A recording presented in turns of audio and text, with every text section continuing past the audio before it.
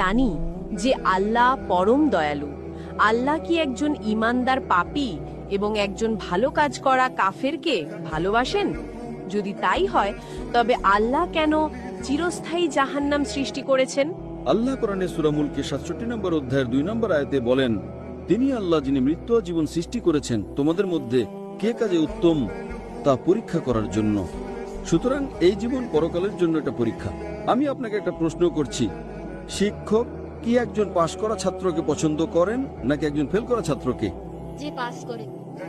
শিক্ষক ফেল করা ছাত্রকে পছন্দ করেন না, কারণ শিক্ষক সেখানে পরামর্শ দেওয়ার জন্য ছিলেন আর সেই ব্যক্তি মনোযোগ দিচ্ছিল না, যে শিক্ষকের কথা শুনছে না।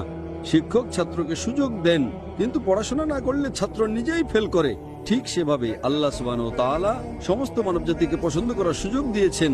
এই বিশ্বে আল্লাহ মানবজাতিকে শতাধিক সুযোগ প্রদান করেন। তুমি একটা ভুল করলে আল্লাহ তোমাকে মাফ করে দেন, তোমাকে